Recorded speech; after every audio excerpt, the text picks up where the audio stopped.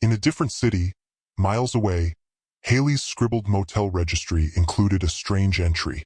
Langston Arms, room 709. Check-in pending, mirror echoes loudest here. And beneath it, another name circled 3 times.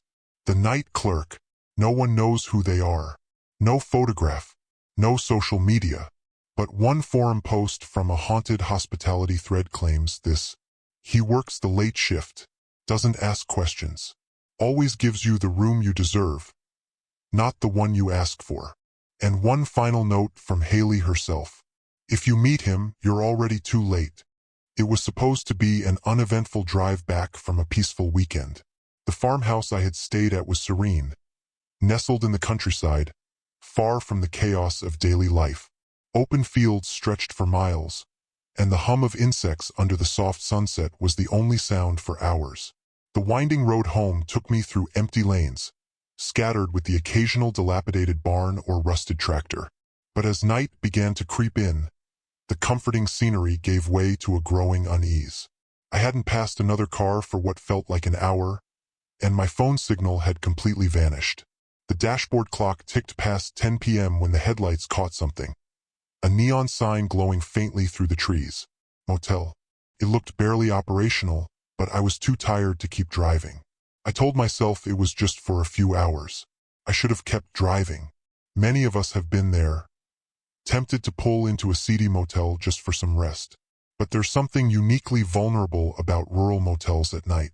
There's isolation, anonymity, and sometimes something else entirely. The motel was a single-story, U-shaped building with chipped white paint and overgrown weeds creeping up its foundation. Only 1 or 2 rooms were lit, and the parking lot was completely empty. I pulled in and parked near the office. The windows were foggy from condensation and grime. Inside, a dim yellow bulb buzzed above the reception desk. Behind the counter sat an old man, gaunt, motionless, and expressionless. His name tag was blank. He didn't greet me when I walked in, just stared. I asked if he had a vacancy, and he slowly nodded, reaching beneath the counter for a key. Room 13, he rasped. Last one. He slid the key over without asking for ID or payment. Motels like this exist. The ones where staff never make eye contact, the doors don't lock right, and the key feels more like a warning than an invitation. Many travelers have reported weird vibes, or worse, from places just like it. The hallway leading to room 13 was suffocatingly narrow. The air was damp and thick with mildew. When I reached the door, I noticed it was already slightly ajar. I hesitated but told myself it was just poorly maintained. The room itself was small and dimly lit by a single lamp with a cracked shade. The bed was sunken in the middle, the carpet stained, and the smell, like wet dog and something else, something decaying, clung to the air.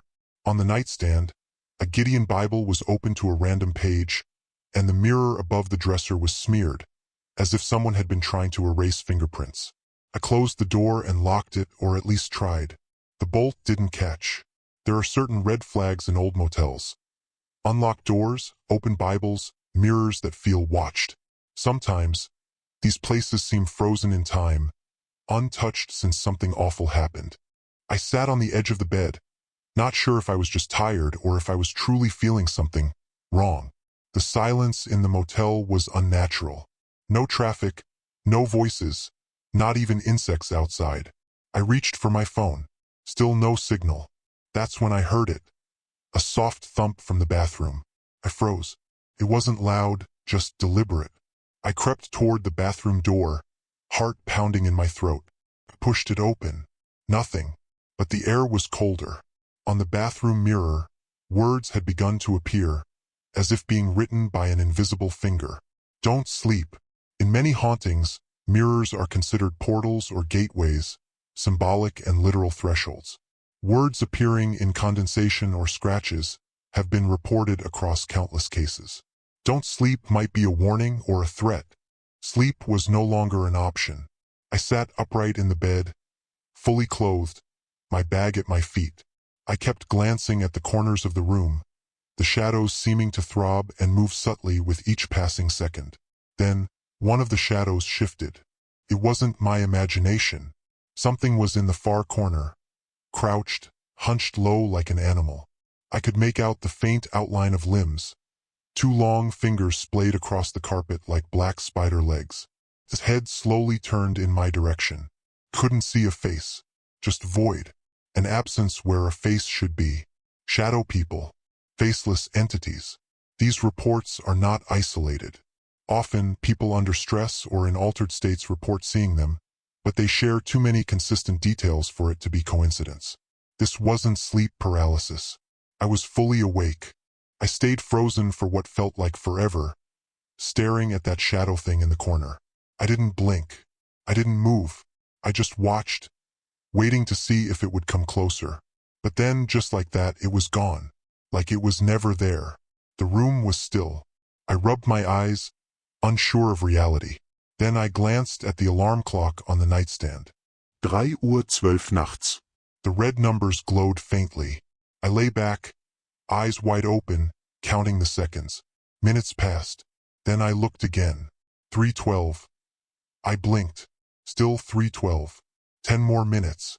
Still 3:12. My phone, my watch, all said the same. Time had stopped.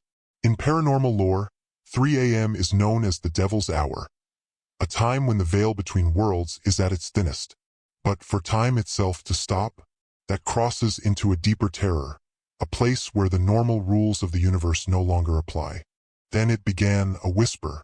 At first, I thought it came from the hallway, but as I strained to listen, I realized it wasn't from outside at all.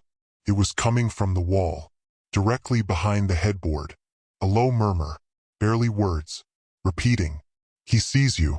He sees you." My skin crawled. I pressed my ear against the wall, hands trembling. The whispering stopped. Then, a sharp knock from the other side. I leapt back from the bed. There was no other room next to mine. The office had been the last structure on that wing of the motel. Room 13 was the end. Whispers through walls have been documented in multiple paranormal encounters. Often, the sound source seems to defy physics. In some cases, investigators have torn through walls only to find empty, sealed spaces, or worse. I couldn't stay in that room. I grabbed my bag and bolted, the room door slamming behind me. Outside, the air was frigid. I rushed to the motel office to demand answers from the old man. The lights were still on, but when I reached the door, it was locked. I knocked. No response. I peered through the grimy glass and stopped breathing. There he was, the old man, still behind the counter, completely still. But now his mouth was open wide in a silent scream. His eyes had rolled back. He looked dead, but he wasn't slumped. He was sitting upright as if held there, pinned, like a puppet. Some of the most unsettling hauntings involve looping, moments or people that appear trapped in a single action. Are they echoes, residual hauntings, or is something more intelligent? Playing pretend? I turned to run back to my car, but stopped dead in my tracks. The parking lot wasn't empty anymore. Figures stood between the cars, motionless, spaced out evenly like mannequins. They were all turned toward me. I couldn't make out faces, just blank white ovals where faces should be. No eyes, no mouths, just skin. One of them took a step forward. Another turned its head slowly. I didn't even hear footsteps, just movement, like wind shifting. I backed toward the room, panicking. But even that place felt unsafe now. Commentary.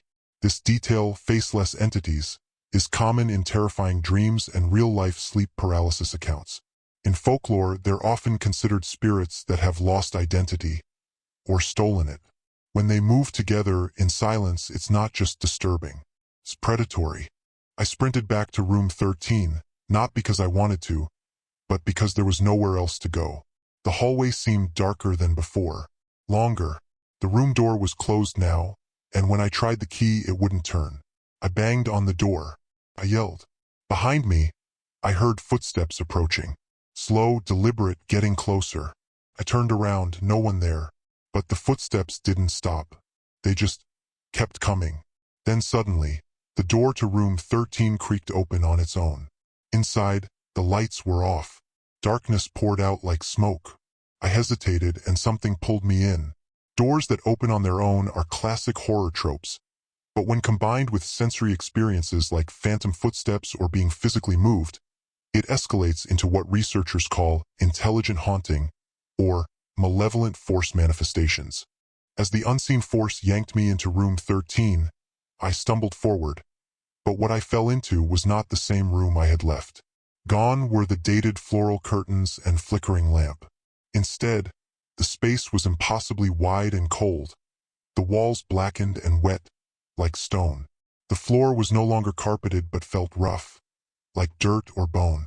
There was no ceiling, only void above. The air was thick, like syrup, and every breath was labored. Then I heard it, low voices murmuring from the corners, chanting in a guttural tone that scraped against my nerves. My ears rang, my vision blurred, and all I could think was, this isn't a room. This is something else's home. This kind of spatial distortion is reported in extreme hauntings, where a space doesn't just feel haunted, but actively transforms. Some theorize it's a psychic intrusion, others believe it's a temporary gateway to another realm. Either way, the message is clear: you're not supposed to be here. In that void space, I saw something shimmer on the far wall, a window glowing faintly blue. I walked toward it, hypnotized. Through the dusty glass, I didn't see the parking lot or the road. I saw a mirror image of the motel, rotting and decayed, like it had been abandoned for centuries. The sky above it was red. The windows were smashed. Vines covered everything. In the distance, the same faceless figures wandered, slow and aimless. One of them looked up at the window and raised its hand to wave. I stepped back, heart pounding. It knew I was watching. Mirrored dimensions or alternate realities are a terrifying yet consistent element in many paranormal reports. Often, they're described as reflections of the real world, twisted, lifeless, or ruined. Some call them echo realms. Others call them warnings. Then the air shifted. From the darkness behind me, I heard slow, dragging footsteps. I turned, and there he was, the clerk, but not the old man from the desk. This version was younger, taller, but his face, it was smeared like melting wax, jaw unhinged too wide. His eyes glowed with a sickly yellow light, and in one hand, he held a rusted motel key dangling from a long, thin finger. "Room's ready," he gurgled. His voice sounded like it was filtered through static. I backed away, but the moment I blinked, he was inches from my face. Many accounts of recurring spirits involve a single figure who appears in multiple forms. These entities are often not human ghosts, but something else: shapeshifters, mimics, or projections designed to trick, trap, or terrify. I turned and ran, but there was no door anymore, just wall. No exit. Just darkness pressing in. The floor began to buckle and crack beneath me. With nowhere to go, I dropped to my knees and clawed at the floorboards, prying one loose. Beneath them, there was a tunnel, dirt and roots, leading down into nothing. Something behind me screamed. Not a voice, but metal scraping bone. I dove into the hole, crawling like a trapped animal. The tunnel twisted downward, deeper and deeper. The earth pressed close. I could barely breathe, but I kept going, praying that there was an end somewhere. Anywhere. Subterranean elements in hauntings often symbolize descent into the subconscious, or even the underworld. Many cultures believe the earth contains spirits, gateways, or memories. When you're dragged into those spaces, it's not just about escape. It's about confrontation. I don't know how long I crawled, but eventually, I saw a flicker of light ahead, moonlight. I burst out of the tunnel, gasping, covered in dirt and blood. I was outside, near the woods behind the motel. The air was cold and real. The trees whispered in the wind. The stars above were familiar. I staggered back to the front lot. The motel was quiet, still, empty. I got in my car and drove without looking back. But even now, I check into motels with suspicion. Every hallway feels a little too long. Every knock on the wall makes me freeze. And sometimes, when I close my eyes at night, I still hear the clerk whispering, "Room's ready." Some places don't want you to stay. Others don't let you leave unchanged. Experiences like this stick. Not just in the mind, but in the soul. Trauma has a memory, and so do haunted places. It's been 5 years. I've moved cities, changed jobs, left the hospitality industry entirely. But there are nights I still wake up sweating, heart pounding, convinced I'm back in room 13. Not the real one, but the other one. The one that breathes. The one that waits. I've tried to forget the Sunset Motel. Tried therapy. Tried denial. But it has a way of following me. Motel signage in towns I've never been to feels oddly familiar. Key fobs from unknown places show up in my jacket pockets. And once, I came home to find my apartment door slightly ajar, with a motel receipt for one night only sitting on the floor. Room 13. The name scratched out. There are rumors online now. Stories from travelers passing through that stretch of highway. They all say the same thing. The clerk at the desk never moves. The rooms feel off. And people see things at night they can't explain. Shadows walking where there shouldn't be any. The motel is still standing. Still operating. Still waiting. Sometimes I think it let me go on purpose. Not out of mercy, but as a warning. Or worse, an invitation to tell others. Like the curse needs to spread. Like it wants to be remembered. And now that I've told you, maybe it's watching you too. Check your pockets. Check your doors. And if you ever find yourself driving late at night and see a glowing neon sign offering vacancy, do yourself a favor, don't check in. Hauntings don't always end with the escape. Some of the most chilling tales aren't about the moments in the haunted place, but the way the experience lingers, like smoke that clings to the skin long after the fire has gone out. The Sunset Motel may not exist on any map, but those who've been there, they never really leave. If you enjoyed tonight's chilling tale, don't forget to hit that like button. It really helps summon more spooky stories for you. Subscribe and turn on the bell so you never miss a night at the edge of fear. And tell me in the comments. Until next time, sleep tight, if you can.